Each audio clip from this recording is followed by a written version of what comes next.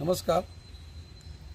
सावंतवाडी विधानसभेची निवडणूक होऊन जवळजवळ 6 महिन्याचा कालावधी उलटला आणि विधानसभेच्या निवडणूक काळात ज्या या मागे दिसतात 13 ॲम्ब्युलन्स ह्या माजी तत्कालीन शालेय शिक्षण मंत्री दीपक केसरकर यांनी निवडणुकीच्या काळात ह्या आणलेल्या होत्या।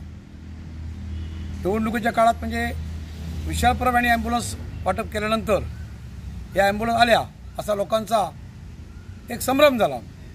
लोकांना असं वाटलं, पण खरं तर त्यासाठी त्या ॲम्ब्युलन्स आणलेल्या होत्या की मला जी माहिती मिळाली, कदाचित ती खोटी असेल किंवा खरी असेल, ह्या ॲम्ब्युलन्समधून निवडणुकीत जो वाटप झालेला पैसा होता तो आणला गेला आणि पैसे वाटप झाल्यानंतर त्या ॲम्ब्युलन्स अशा प्रकारे इथे 13 ॲम्ब्युलन्स लावून ठेवलेल्या आहेत। जर ह्या जनहितासाठी आणल्या होत्या तर गेल्या 6 महिन्यापासून ह्या ॲम्ब्युलन्स या ठिकाणी उभ्या करून का ठेवल्या गेल्या?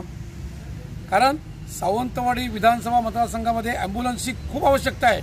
लोकांना ॲम्ब्युलन्स मिळत नाहीत आणि अशा परिस्थितीत या 13 ॲम्ब्युलन्स आज ह्या गोविंद नाट्य मंदिरच्या बाजूला उभ्या करून ठेवल्या आहेत। आता ह्या गोविंद नाट्य मंदिरचं नामांतर गोविंद मल्टीस्पेशालिटी हॉस्पिटल असं तर होणार नाही ना, कारण आज मल्टीस्पेशालिटी हॉस्पिटलच्या जमिनीचा वाद हा न्यायप्रविष्ट झाला आहे।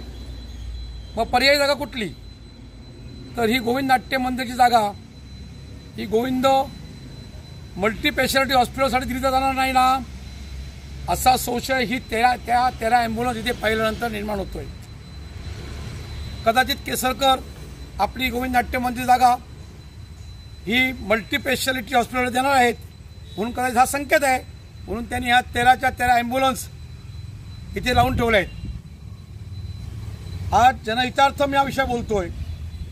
सावंतवाडी रुग्णालयाचा प्रश्न ऐरणीवर आला असताना ते डॉक्टर नाहीत, ॲम्ब्युलन्सची सोय नाही, मात्र गेल्या 6 महिन्यापासून या 13 ॲम्ब्युलन्स अशा प्रकारे इथे उभ्या करून ठेवलेल्या आहेत। म्हणजे सुमारे 13 ड्रायव्हरना हा रोजगार मिळाला असता।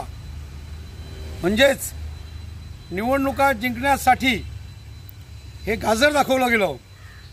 खरं तर या ॲम्ब्युलन्समधून जो निवडणुकीत पैसा वाटप केला गेला तो आणला की काय असा संशय घ्यायला कुठेतरी वाव मिळतोय आणि याचा खुलासा आमदार दीपक केसरकर यांनी लोकांसमोर करावा अशी आमची या निमित्ताने इथे विनंती आहे।